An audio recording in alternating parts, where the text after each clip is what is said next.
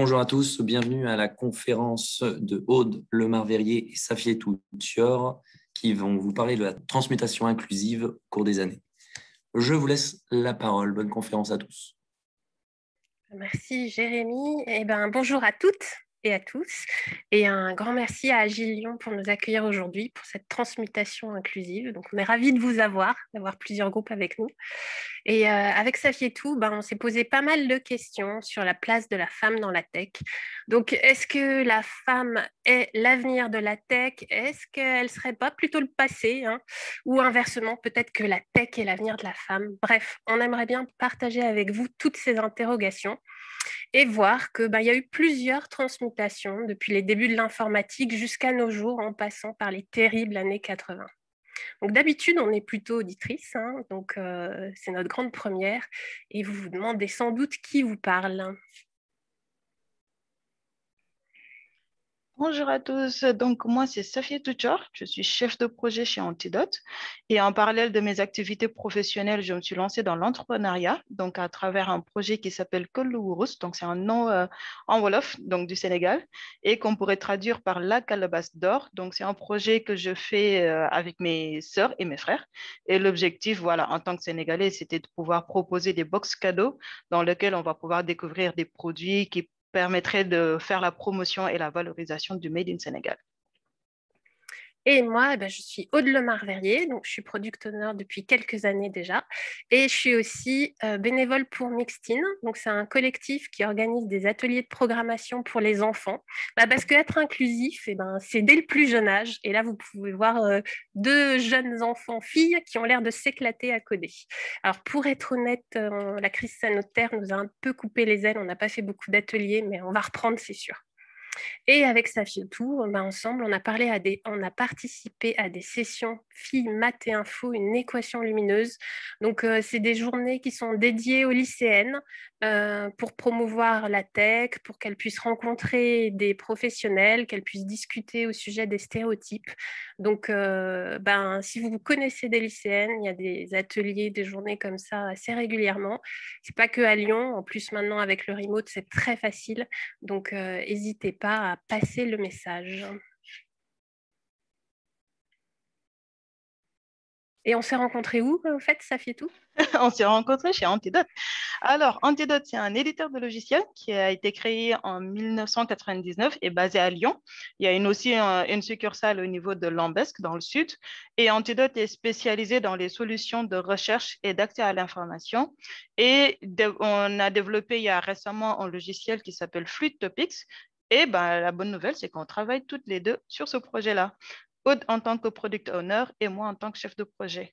Alors, pour vous donner un peu de contexte par rapport à Fluid Topics, donc c'est un outil qu'on appelle un Content Delivery Platform. Donc, c'est un outil où on va pouvoir avoir de la documentation en ligne qui permet de collecter des informations, donc qui peuvent être stockées dans différents types de bases de données, et des informations aussi qui peuvent être de différents formats. Et à partir de cette collection-là, on va effectuer une transformation de ces contenus-là en un format pivot, donc spécifique à Fluid Topics, et à la fin pouvoir délivrer donc cette information-là sur une plateforme. Donc ça peut être une plateforme avec un support de type ordinateur, tablette, etc. Et l'objectif, c'est de pouvoir mettre ça à disposition à différents types d'équipes, des équipes de support, des équipes de maintenance, des équipes développeurs, qui vont pouvoir avoir accès à à une documentation de manière unique. Et en plus de cette partie delivery, on a des analytics qui vont nous permettre de pouvoir collecter des informations, des événements, voir un peu le comportement des utilisateurs et pouvoir optimiser le rendu pour leur offrir la meilleure expérience utilisateur. Alors, Aude, est-ce qu'on est prêt pour partir et démarrer le quiz? Donc, on va vous poser toute une série de questions donc, pour voir par rapport à cette transmutation inclusive-là. Vous avez le lien Klaxoon donc, sur le slide et aussi disponible sur le chat du Zoom. Donc, nous vous invitons à vous connecter, à créer un pseudonyme. Et après, on va se préparer à démarrer le quiz avec une première question de Aude. Et comme ça, au fur et à mesure, on va voir tester vos connaissances aussi là-dessus. Donc, prenez un peu le temps. Donc, je laisse Aude démarrer la première question et vous donner quelques instructions. Eh bien, on va démarrer dans le vif du sujet et on va commencer par un peu d'histoire. Donc, les tout débuts de l'informatique. Donc, vous allez voir les questions, elles vont être déroulées en même temps que les slides. Donc, pas besoin d'aller trop vite pour répondre au quiz. Donc, on est au début et il y a encore des calculs sur papier et ça va peu à peu se transformer en programme informatique. Et vous allez voir que pour cette première transmutation, en fait, ce sont les femmes qui programment. Alors, notre première question, qui est le premier programmeur du monde? Peut-être que vous savez ça, on va voir. Est-ce que c'est Ada Lovelace, Charles Babbage, Alan Turing ou Steve Jobs? Alors, un petit indice de temps, en fait, on est avant 1900. Et la solution, c'est Ada Lovelace. Et oui, le premier programmeur est une femme, pour ceux qui ne le savaient pas. Donc, elle est connue pour avoir réalisé le premier véritable programme informatique quand elle a travaillé sur la machine analytique de Charles Babbage. À vrai dire, ses travaux sont tombés dans l'oubli et ils ont été ressortis dans les années 30 avec Alan Turing. Donc là, vous connaissez peut-être un peu plus. Et c'est en son hommage qu'on a appelé Ada le langage de programmation des années 70 pour le département de la défense américain. Alors, moi, j'ai appris à coder en Ada dans les années 90, sans même réaliser que derrière, il y avait une femme et quelle était son influence. Donc, peut-être que je n'écoutais pas en cours à ce moment-là, c'est possible. Mais en tout cas, ce qui est sûr, c'est qu'elle n'était pas vraiment mise en valeur à ce moment-là. Et toi, Safi, tu la connaissais? Pas du tout, j'étais beaucoup trop jeune là. Mais j'ai déjà entendu parler du langage ADA via ma mère, donc qui a commencé ses études en tant qu'analyste programmeur. Mais effectivement, je ne savais même pas que c'était une femme qui était derrière. Donc, merci pour le cours d'histoire. Alors, on va continuer avec les femmes toujours. Et là, on est aux États-Unis et on va vous demander, savez-vous en quelle année il y a eu la première femme ingénieure aux États-Unis? Donc, vous pouvez répondre sur le chat du klaxon. Vous avez la réponse. La bonne réponse, c'est 1876. Donc, en 1876, on a Elizabeth Bragg, qui est la première femme ingénieure aux États-Unis. Donc, malheureusement pour la science, elle est partie élever ses enfants et est restée à la maison une fois son diplôme en poche. C'est sans doute pour ça que vous ne la connaissez pas. Après, pour les autres dates, pour un peu d'histoire, en 1906, il y a Alice Perry, qui est la première femme à obtenir un diplôme d'ingénieur, cette fois-ci en Europe, en Irlande. En 1571, on a eu la première école d'ingénieurs de France, l'École nationale de la marine marchande de Marseille. Et là, on voit que les femmes ont un très léger retard de 300 ans. Et en 1452, c'est la naissance de Léonard de Vinci. On continue. Encore dans l'histoire. Est-ce que vous connaissez les ENIAC Girls? Est-ce qu'il s'agit d'un groupe de musique des années 1940, des programmeuses du premier ordinateur complètement électronique, les épouses des programmeurs du premier ordinateur complètement électronique, ou des opératrices téléphoniques? Et la solution, c'est la 2, ce sont bien les programmeuses. Donc dans les années 40, les hommes sont plutôt sur le front, à la guerre, et ce sont les femmes en fait qui programment. Et donc l'ENIAC, c'est le fameux ordinateur complètement électronique. Et en fait, il a été construit pour remplacer des centaines de femmes qui calculaient les trajectoires des missiles. Donc c'est un peu triste. Mais les femmes sont facilement passées du calcul manuel qu'elles faisaient à la programmation. Et ce qui est intéressant de noter, c'est que le travail des 6 premières programmeuses de l'ENIAC a été reconnu et mis en valeur uniquement 50 ans après. Donc, ça fait un peu tard.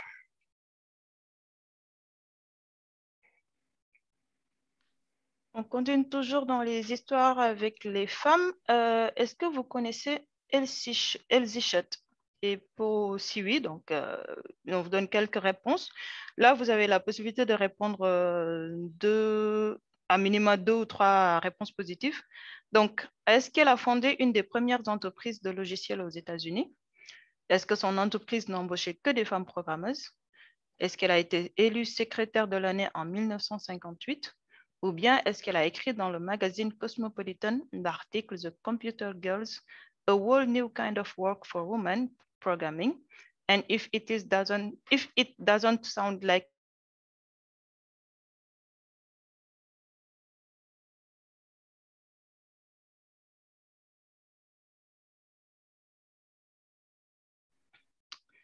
Alors, les bonnes réponses, il y en a deux. C'est les réponses 1 et 2.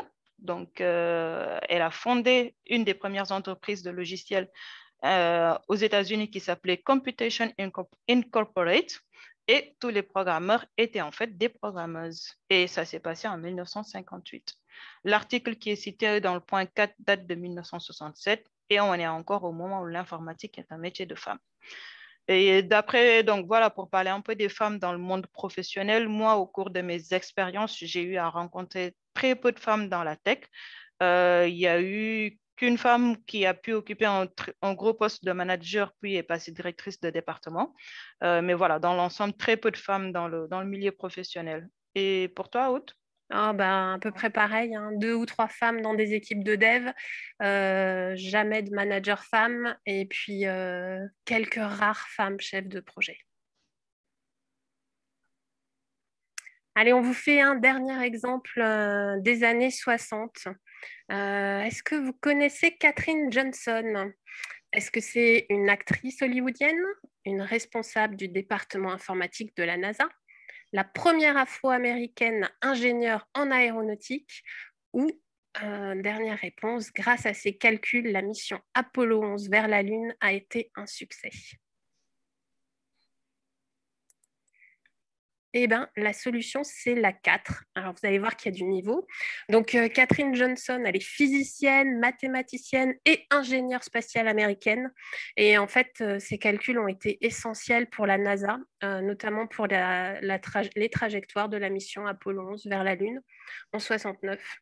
Et l'image que vous voyez là, elle est tirée du film Les Figures de l'ombre, qui est sorti en 2016, qui retrace son histoire ainsi que d'autres femmes scientifiques et puis les difficultés qu'elles ont rencontrées compte tenu de leur couleur de peau et de leur genre pour l'époque. Et donc, parmi ces femmes, on a aussi Dorothy Vaughan, qui est ensuite devenue responsable du département de calcul informatique, à la NASA toujours, et Mary Jackson, qui est la première afro-américaine ingénieure en aéronautique. Donc, ce sont des femmes scientifiques d'exception. Peu de gens connaissent l'histoire ou le nom.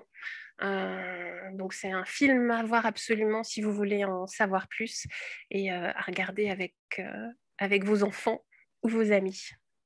Et pour une petite anecdote, en 2007, il y a Lego qui a sorti des figurines Les femmes de la NASA, donc pour mettre en avant 4 éminentes scientifiques. Et donc, Katherine Johnson n'est pas présente dans le coffret. Pour le voir de façon positive, ça montre qu'il n'y a pas que 4 femmes ingénieures d'importance à la NASA, si vous en doutiez.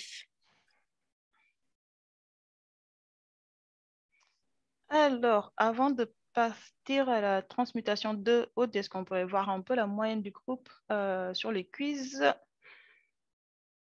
C'est pas mal, 72%. 72%, effectivement, vous vous débrouillez bien. N'est pas mal. Donc, on va partir sur la transmutation 2 et voir comment ça évolue, et voir si on maintient les 72% aussi, on va augmenter. Donc là, on se retrouve au milieu des années 80. Dans la transmutation 1, on a bien vu que les femmes étaient vraiment présentes dans le domaine de la tech.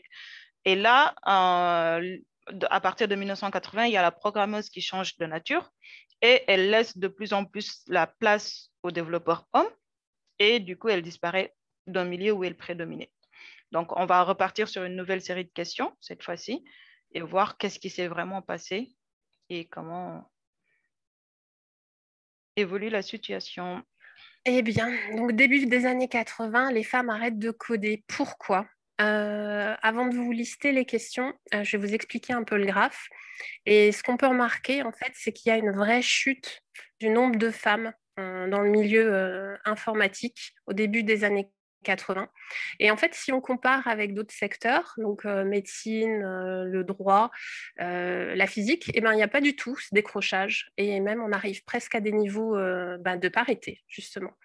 Donc, aux États-Unis, en 2008, il y avait seulement 18% des diplômés en informatique qui étaient des femmes, alors qu'en 85, elles étaient 37%, donc soit plus du double d'aujourd'hui. Qu'est-ce qui a bien dû se passer, à votre avis? Est-ce que c'est parce que les PC sont arrivés dans les foyers? Est-ce que les femmes, du coup, ont une longueur d'avance? Elles peuvent coder à la maison. Est-ce que le marketing tech cible les hommes ou est-ce qu'elles s'identifient au rôle modèle du cinéma et de la télévision? Alors, il y a plusieurs réponses, plusieurs facteurs en fait, qui sont mis en avant pour expliquer ce phénomène. Les PC dans les foyers. Alors ça a bénéficié aux hommes sans conteste. Donc, on est dans les années 80, le partage des tâches, on n'y est pas encore. Donc, à la maison, les tâches ménagères, c'est pour madame, et le PC, c'est pour monsieur ou pour son fils. Donc, les filles touchent rarement à l'ordinateur et c'est encore amplifié par le marketing qui s'adresse aux garçons. Donc, vous pouvez regarder des publicités de cette époque. On peut citer par exemple celle de l'Apple II et par toute la culture qu'il y a autour de ça. Donc, il n'y a pas beaucoup de rôle modèle à qui s'identifier. Et ça commence à s'ancrer dans les esprits que l'ordinateur, c'est pas fait pour les filles et ça a un effet boule de neige. Un autre argument qui est mis en avant, c'est le fait que l'informatique, ça devienne un métier stratégique, d'expertise, avec des belles carrières et surtout des bons salaires. Et ça, c'est pas logique du tout que ça soit laissé aux femmes. Donc, les hommes prennent la place de façon massive. Alors, moi, j'ai eu mon diplôme d'ingénieur informatique en 97, 10 filles sur une promotion de 100. Donc, c'est pas énorme. Et toi, Safi, tout, vous étiez combien? Ça n'a pas changé. Moi, j'ai eu mon diplôme en 2011 à Grenoble et on était sur une trentaine d'étudiants. On était à peu près 6 filles. Donc, on voit bien, c'est pas terrible. Quelques années, nombreuses années plus tard, ça n'a pas beaucoup changé. Du tout. On va continuer. Vous la reconnaissez, c'est Barbie, bien évidemment. Et donc, on est avec l'entreprise Mattel. Et on est en 2014 où Mattel a sorti donc une version de Barbie, Barbie ingénieur en informatique. Là, on retrouve dans le coffret Barbie avec ses lunettes roses, un ordinateur rose, donc tout ce qui fait girly. Donc, typique, on sent déjà le stéréotype. Et accompagné du coffret, il y avait un petit livret donc, que Mattel a donné. Et là, pour ce quiz-là, on va vous donner des affirmations. Et à vous de nous dire quelles sont les affirmations qui sont vraies. Qu'est-ce qui existait dans ce livre-là? Quels sont les textes qui ont été mis dans ce livret?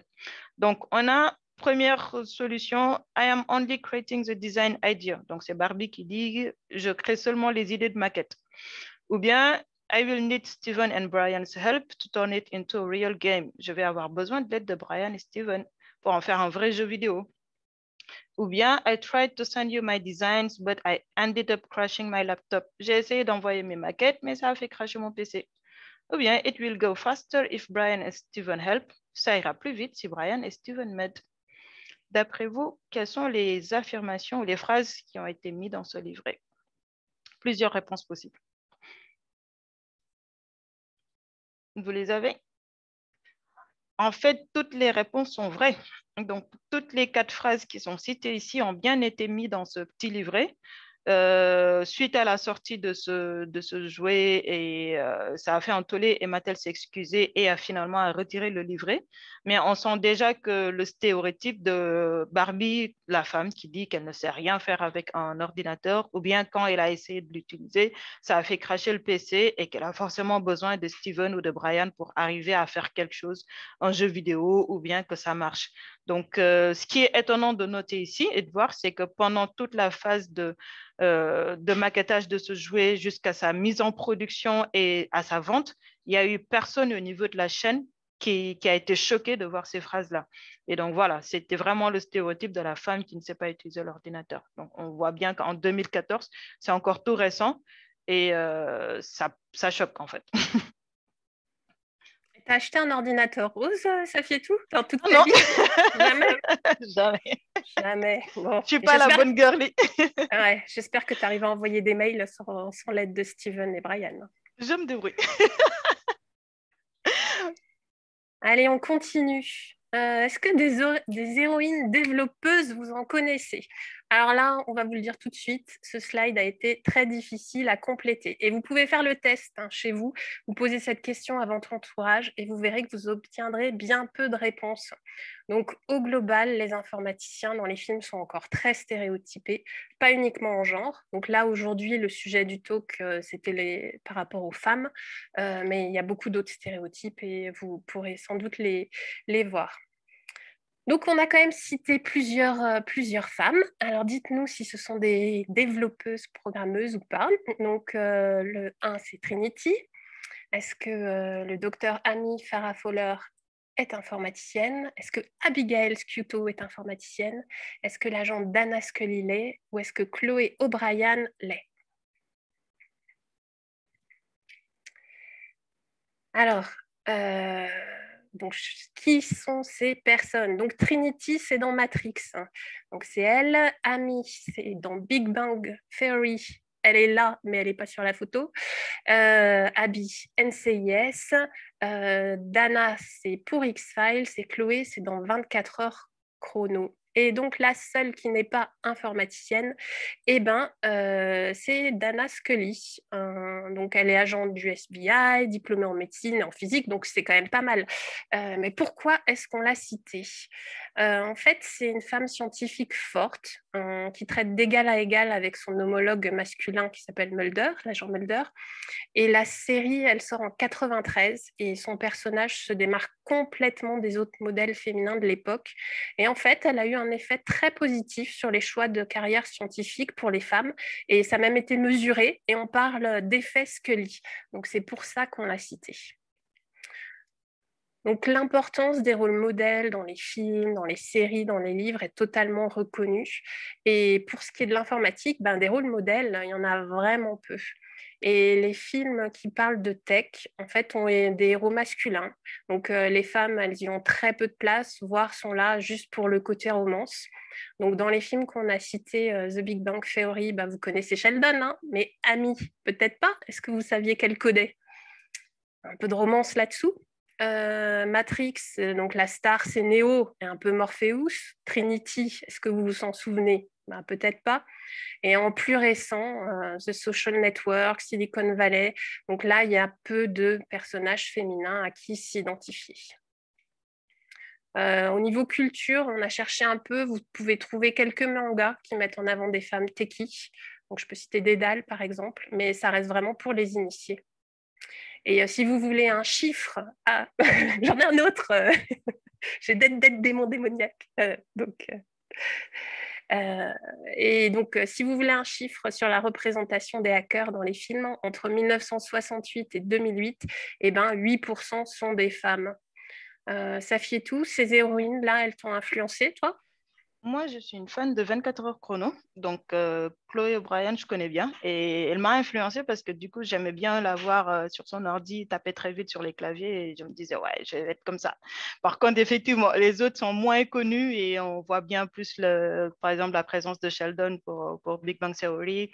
Ou bien même sur NCIS, voilà, on oublie même qu'Abigail, elle est à l'intérieur, quoi. Donc, voilà.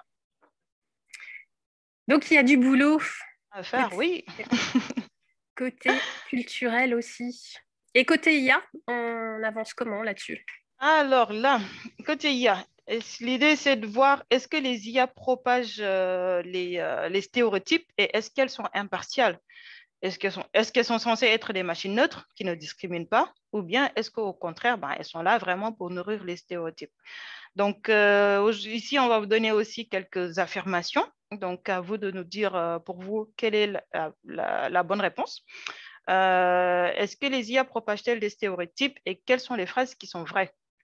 Est-ce que LinkedIn propose indépendamment des CV d'hommes ou de femmes?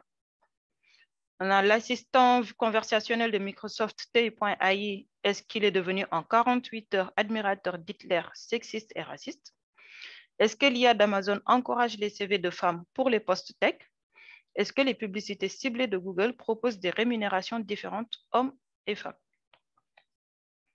Je laisse quelques secondes pour répondre. Alors là, on va essayer de répondre par point. Donc, est-ce que LinkedIn propose indépendamment des CV d'hommes ou de femmes? C'est faux. Parce qu'en 2016, LinkedIn proposait le CV de Stéphane quand on demandait Stéphanie. Andrew quand on demandait Andrea. Là, on ne peut pas parler d'égalité, de la visibilité des CV. Est-ce que l'assistant conversationnel de Microsoft est devenu en 48 heures admirateur d'Hitler, sexiste et raciste? C'est faux aussi, parce que ça a été en 24 heures. L'IA a nourri de trolls sur Twitter. Est-ce que l'IA d'Amazon encourage les CV de femmes pour les postes tech? C'est faux aussi. Donc, l'IA s'est basée sur les 10 dernières années de recrutement et donc pénaliser les femmes pour des postes tech. Donc, l'IA a amplifié le phénomène et ils ont arrêté de l'utiliser au niveau d'Amazon. Donc, l'affirmation qui était vraie, c'est la dernière. Les publicités ciblées de Google proposent des rémunérations différentes entre hommes et femmes. En 2015, on a noté que pour même niveau d'expertise et de qualification, les emplois étaient moins rémunérés pour les femmes. Donc, cela peut induire des biais pour les femmes qui ne se rendent même pas compte qu'elles peuvent être sous-payées. Qu'elles peuvent être payées plus par rapport à un homme qui a l'expertise et les qualifications égaux. Donc là, on parle vraiment d'événements qui se sont passés récemment en 2015-2016 et on voit que rien n'a changé depuis.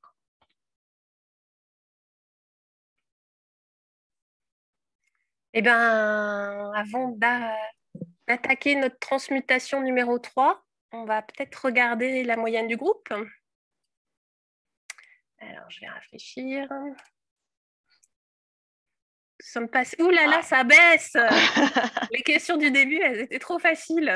Beaucoup trop faciles. Ouais, 61%. Bon, on va essayer de faire mieux. On va voir, c'est plus récent. Et ben, donc nous, ce qu'on voudrait, c'est aborder la transmutation numéro 3 et devenir inclusif dans le monde de la tech.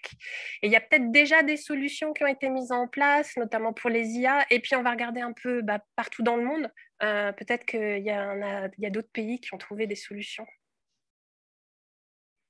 Alors, on va commencer encore une nouvelle série de questions. Et cette fois-ci, on va vous demander si vous avez déjà entendu parler de l'AGL et qu'est-ce que ça signifie. Est-ce que c'est a Java language, Algorithmic Justice League ou Associated Jira Lovers? Un petit clin d'œil pour les fans de Jira. N'est-ce pas, Aude? Faut peut-être pas le dire ici. Alors, la bonne réponse, c'est la réponse 2, Algorithmic Justice League. Donc, l'AGL agit pour une IA sans stéréotype. Ici, nous avons beaucoup évoqué les stéréotypes de genre, mais il faut savoir que les IA peuvent aussi propager des stéréotypes sur la couleur de la peau, sur l'âge ou sur la nationalité et d'autres critères aussi. L'AGL veut faire une prise de conscience des biais possibles de l'IA suivant les données sur lesquelles elle s'entraîne. Pour vous citer quelques exemples, avec Google Images, si on saisit le terme writer, on va avoir comme résultat 26% d'images de femmes, alors qu'en réalité, on a 56% des auteurs, en fait, qui sont des écrivains femmes. Et là, on se rend compte que l'IA pourrait en déduire que les écrivains sont en grande majorité des hommes, alors que ce n'est pas du tout le cas. Autre exemple, on a Coco, qui propose des corpus de données avec, par exemple, plus d'images de femmes que d'hommes en cuisine. On sent le stéréotype. Là, on peut imaginer que les biais que ça peut provoquer s'il y a associé plus les femmes à la cuisine. Un autre exemple aussi, on a ImageNet qui propose 45% des images qui proviennent des États-Unis, alors que les États-Unis ne représentent que 4% de la population mondiale. Si on se base vraiment sur ces données-là, on ne pourra pas obtenir des résultats d'algorithmes variables pour toute la population mondiale. Donc, le rôle de la JL, c'est vraiment de lutter contre ces éléments-là. Et à part la JL, donc, qui s'occupe vraiment des stéréotypes au niveau des IA, les recherches qu'on a fait, on a pu trouver Madame Cathy O'Neill, donc, qui alerte sur les impacts du big data concernant les inégalités et même carrément la démocratie avec son livre Weapons of Mass Destruction. Donc, ce livre est aussi disponible en français. Dans les algorithmes, il y a aussi les valeurs, les principes de ceux qui les codent. Donc, bien faire attention par rapport aux algorithmes qui sont fournis aux IA. Et en 2018, les GAFAM se sont lancés dans la chasse aux stéréotypes. Fairness Flow de Facebook, Microsoft, qui est en train de développer un outil d'audit. Donc, c'est vraiment une prise de conscience qui est en train de se mettre en place et on a l'espoir pour que les IA n'amplifient pas les stéréotypes qui sont déjà le cas. On Eh ben, voyage. Ouais, partons en voyage. On va aller en Malaisie. Alors, quel pourcentage d'étudiantes en informatique en Malaisie? Est-ce que c'est moins de 10%? Est-ce que c'est entre 50 et 70% ou carrément plus de 80%? Eh bien, la solution, c'est la 2. Donc, c'est entre 50 et 70%. Donc, ça fait une note d'optimisme par rapport à ce qu'on vous a dit précédemment. Donc pour vous expliquer un peu tout ça, donc à Penang en Malaisie, il y a 65% d'étudiantes en informatique. Et les femmes, eh bien, elles représentent entre 50 et 60% des employés de l'industrie informatique, et notamment sur des postes de middle et de top management, donc classe. Et en autre pays, on peut aussi citer l'Indonésie, où 60% des développeurs sont des femmes. Alors, les explications. Donc en fait, l'informatique est considérée comme un emploi pour les femmes car il est propre, il ne nécessite pas une grande force physique et on peut même travailler de chez soi. Donc il y a beaucoup d'opportunités et encore plus parce que les hommes ne sont pas intéressés par la compétition pour ce type d'emploi. Ce n'est pas assez masculin pour eux. Une autre petite explication qui est mise en avant aussi, c'est qu'à l'origine, les femmes ont quitté les villages pour chercher des opportunités en ville dans l'électronique, où elles ont été recrutées de façon massive pour leur dextérité et leur souhait de travailler en intérieur. Et en fait, quand les emplois de l'électronique ont été remplacés par les nouvelles technos, ça a été une opportunité pour les jeunes diplômés. Et cette transition, elle a été facilitée parce que les femmes pouvaient s'identifier à des modèles féminins de leur entourage, donc mères, tantes, amies, voisines, qui travaillaient dans l'électronique. Donc ça n'a pas eu lieu aux USA ou en Europe. Donc même si c'est un stéréotype inversé, on se passe quand même sur un stéréotype, ça montre qu'au niveau compétences, dans la tech, le genre n'est pas du tout à prendre en compte. Les filles peuvent être tout aussi compétentes que les garçons. On continue le voyage, Safietou? Oui, et là, on reprend l'avion pour atterrir en Norvège. Et là, en Norvège, on a 40% de femmes qui sont en filière informatique. D'après vous, comment font les Norvégiens pour atteindre ce pourcentage? Est-ce que c'est via des quotas? Est-ce que c'est via des interventions auprès des lycéennes, des embauches de plus d'enseignantes ou d'assistantes, donc pour donner des rôles modèles, ou bien est-ce qu'ils ont repensé le mode de recrutement?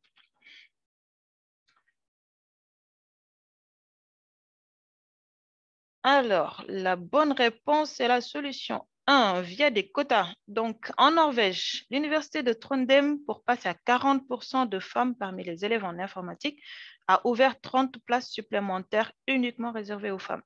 Ce qui est intéressant, c'est que le quota a été transitoire, donc car 20 ans après sa mise en œuvre, il n'est plus nécessaire, mais quand même, les femmes sont revenues dans ces filières-là et donc ils continuent de garder un très bon pourcentage, donc ce qui est excellent. Et pour les autres points qui ont été cités sur le quiz, on a l'université Carnegie Mellon en Pennsylvanie, qui est passé dès le début des années 2000 de 7 à 40% d'étudiants dans ces rangs en informatique. Eux, ils ont complètement repensé le mode de recrutement. Ils ont ouvert des passerelles entre le pôle informatique et la vie communautaire. En plus de ça, ils ont embauché plus d'enseignantes et d'assistantes donc pour plus de mixité et avoir aussi des rôles modèles, comme on l'a vu. Les interventions auprès de lycéennes aussi ont été assez importantes et ont permis d'expliquer, de donner de la visibilité sur ces matières et les technologies et autres. Et voilà, ça ne change pas complètement la donne, mais voilà, il faut d'autres actions beaucoup plus fortes. Donc, ils ont aussi fait des cours de genre sur le genre et on fait comprendre aux jeunes filles pourquoi l'université devait faire cet effort et pas parce qu'elles étaient une espèce protégée à privilégier.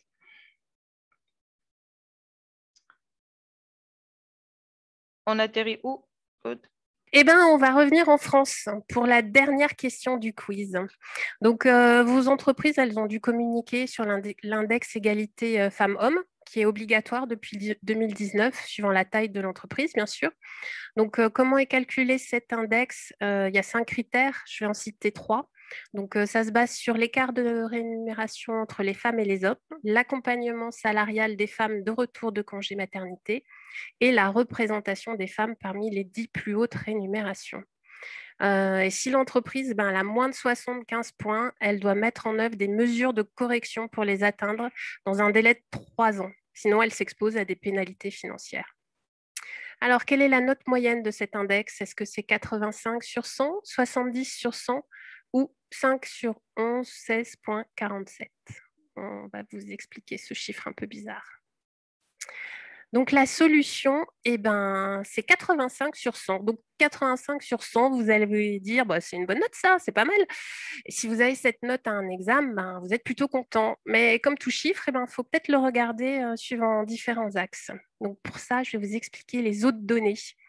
Le 70%, c'est le taux de répondants parmi les entreprises. Donc, c'est un indice qui est publié par la grande majorité des entreprises, mais les 30% qui restent, elles ne prennent pas la peine de le calculer. Et peut-être que ça ferait baisser cette moyenne. Vous pouvez vous-même aller regarder les entreprises qui vous intéressent. Les données sont publiques, ce qui est vraiment bien. Et donc aujourd'hui, on a parlé de tech. Donc, je suis allée regarder les grandes ESN. Vous verrez qu'il y a des très bonnes notes. On va sur du 90 sur 100. Donc, même si on sait que pertinemment que les femmes, elles y sont sous-représentées. Donc, l'index, il ne mesure pas cette notion de représentativité. Allez, je vous explique le 5, 11, 16,47. Je ne sais pas si ça parle à quelqu'un. Donc, selon l'Office européen de statistique, le salaire horaire brut moyen des femmes est de 15,4% inférieur à celui des hommes en France. Donc, ce qui se transforme à partir du 5 novembre à 16h47, les Françaises, elles travailleront pour rien. Donc, vu sous cet angle, 85 sur 100, ça ne correspond pas à chouette, on a une bonne note. Et une nouvelle de la semaine aussi, après plusieurs années d'évolution lente de l'égalité salariale, en fait, avec la crise de 2020, ça marque une rupture et on est revenu à des niveaux de 2017. Donc, la crise a eu un effet négatif sur cette marche vers l'égalité salariale. Si vous voulez consulter d'autres indicateurs, je vous ai mis aussi AGE, qui est le European Institute for Gender Equality, et qui a des métriques vraiment intéressantes suivant les différents pays. Donc, vous pourrez voir forcément que les pays scandinaves, ils sont les mieux placés en termes de parité. En tout cas, c'est intéressant à regarder. Et donc, même si la parité n'est pas atteinte, le fait de mesurer, de diffuser ces mesures, de communiquer dessus, c'est un bon moyen de réaliser qu'il y a du boulot sur ce sujet et surtout de faire évoluer les mentalités. Excellent. Alors, on peut peut-être regarder la moyenne. C'était notre dernière question. Oui, on en est où? On en est où? 56. Oh là là. Bon. La transmutation a été un peu plus simple. Ouais. Donc, vous connaissez bien l'histoire, mais après, on va vous donner des pistes sur comment pouvoir avancer. Donc, pendant cette présentation, on vous a donné des livres à lire, des sites à visiter, des gens à suivre. Donc, il y en a beaucoup d'autres. Il y a quelques-uns en vrac là sur le slide. Il y a des écoles d'ingénieurs qui agissent et qui se fixent carrément des objectifs de parité. Donc, là, on est à Lyon. On peut citer l'INSA. INSA Lyon en 2018, ce qu'ils ont fait, c'est qu'ils ont renommé des bâtiments ou des salles pour mettre en avant des femmes scientifiques de renom. Donc, ça peut peut-être paraître un petit clin d'œil, mais néanmoins, c'est une reconnaissance et de la visibilité du travail des femmes pour la science. Donc, il n'y a pas que Marie Curie dans la science, faut le savoir. Et INSA Rouen, en 2019, parité atteinte en première année. Donc, ce n'est pas sur la filière informatique, mais ça montre qu'il y a une volonté de changer là-dessus. Et je peux citer aussi le livre d'Isabelle Collet, qui s'appelle Les oubliés du numérique. Donc, c'est une mine d'informations sur toutes ces questions. Donc, il y en a plein qu'on a reprises dans ce talk. Donc, écoutez-la, lisez-la. Elle était au Mixit il y a 10 jours aussi. Donc, vous pouvez sans doute retrouver des replays de ces interventions. Donc, si ces questions vous intéressent, si vous voulez aider à changer la donne, que vous soyez un homme ou une femme, il y a de nombreuses associations qui sont prêtes à vous accueillir. Si vous voulez aider vos filles, vos nièces, vos voisines, vos cousines à entrer dans la tech, il y a des possibilités aussi. Donc, on est persuadé que chacun peut agir à son propre niveau pour plus de diversité. On va conclure. On va conclure. Alors, on espère qu'à travers cette série de questions, vous avez pu apprendre un peu plus sur l'histoire et avoir un peu plus de prise de conscience par rapport à la place de la femme dans la tech.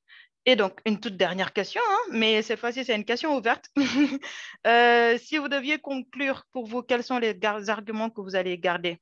De notre côté, on y a réfléchi et voilà, ce qu'on a noté, c'est que l'argument de la compétence n'est pas une question. Parce que du coup, comme on a pu le voir, ce n'est pas une question de capacité technique. L'histoire nous a bien montré qu'on a eu des femmes vraiment précurseurs, comme Ada Lovelace. Voilà, comme on l'a vu dans la Transmutation 1, il y a eu beaucoup de femmes qui ont été précurseurs de tout cela. On a aussi vu l'aspect culturel, vu qu'on a voyagé à travers la Malaisie. Où on a vu que les ratios étaient inversés. Mais voilà, il y a plus de femmes qui sont dans le secteur que d'hommes. Comme l'a dit Aude, avec l'indice d'égalité hommes-femmes, les pays scandinaves sont beaucoup plus, comment dire, beaucoup plus avancés là-dessus. Et est-ce que Aude, tu as gardé d'autres arguments de ton côté? Eh bien oui, on peut avoir des arguments économiques. Donc pourquoi se priver d'un vivier de talents, surtout quand les métiers dans la tech explosent? Donc pour ça, il ne faut surtout pas reproduire la transmutation 2 où les femmes n'étaient plus formées et où on a perdu des rôles modèles. Et si vous voulez, il peut y avoir aussi des arguments financiers. Donc, on a parlé de l'index égalité homme-femme et de ses pénalités. Donc, c'est peut-être pas très positif, mais si on veut raisonner de manière positive, il faut savoir qu'il existe l'Observatoire de la féminisation des entreprises. Et donc, eux, ils font des mesures avec des chiffres concrets pour affirmer que les entreprises qui ont un fort taux de féminisation, elles surperforment. Donc, augmentation plus élevée du chiffre d'affaires, plus grande productivité, créer plus d'emplois. Bref, que des avantages. Il vous faut des femmes dans les entreprises. Et aussi, toujours dans les entreprises, la prise de décision. La mixité permet d'être objectif dans la prise de décision, d'avoir une vision de l'ensemble des problématiques pour décider au mieux. Donc, on y est. Et aussi, comme on a pu le voir avec les algorithmes objectifs, ils sont maintenant omniprésents dans notre vie. Les IA sont partout et sont vraiment à contrôler pour ne pas qu'ils amplifient les stéréotypes, comme on vous l'a expliqué, avec la série de quiz au niveau de la transmutation 3. Et pour terminer, vous pouvez trouver des arguments de moralité, d'équilibre de la société. Donc, les effets sont bénéfiques pour tous en termes de progrès social, d'ambiance de travail, de partage d'idées. Donc, éduquons les garçons et les filles à la tech, ouvrons nos embauches, soyons inclusifs pour réussir cette transmutation 3. On a vraiment tous à y gagner. Donc, un grand merci pour votre attention. Merci à tous d'avoir participé. Donc voilà, on vous remet le lien Klaxon pour les feedbacks. Et Jérémy, on vous donne la main. Est-ce qu'on a le temps pour des questions? On va prendre un peu le temps, si vous voulez. N'hésitez pas à nous poser vos questions en direct ou bien sur le chat. Je vous laisse sans voix. J'espère que vous n'êtes pas tous endormis, parce que 15h, 16h, c'est quand même l'heure de la digestion. Donc, alors, la salle Link Value, vous avez une question? Oui, bonjour, est-ce que vous m'entendez? Oui. Merci beaucoup pour la présentation. Est-ce que vous auriez quelques chiffres et peut-être des infos sur l'Inde? Alors non, j'ai pas des chiffres sur l'Inde. Après, je pense que c'est sans doute le genre de ratio qu'il y a en Malaisie ou en Indonésie. Au niveau culturel, je pense que c'est il y a pas ce blocage comme il peut y avoir en France ou aux US sur la place des femmes dans la tech. Mais je peux chercher. J'essaierai de retrouver et je diffuserai via Agile Lyon. Bon, je suis Orga, mais j'ai une petite question également. C'est sur les intelligences artificielles. Avant que je perde complètement ma voix. Est-ce que vous savez si c'est un homme ou une femme qui a développé ces IA à l'origine? Non, pas de nom spécifique. On est plus rentré par rapport aux entreprises, donc que ce soit Amazon ou Microsoft, mais pas forcément quelqu'un qui est derrière, qui est à l'origine de tout ça. Après, donc pour vous, c'est clairement le fait qu'il est détecté sur Internet ou autre que c'était un monde particulièrement humain. Pardon. Ouais, alors après, quand les équipes sont essentiellement masculines, ce qu'on remarque, c'est qu'on ne voit pas le problème. Donc, il se pose même pas la question. Donc, il y a un exemple aussi qui est parlant sur un logiciel de reconnaissance faciale. Les tests avaient été faits sur des hommes de couleur blanche d'un certain âge, donc on va dire assez jeune. Le logiciel de reconnaissance faciale, il s'est entraîné là-dessus.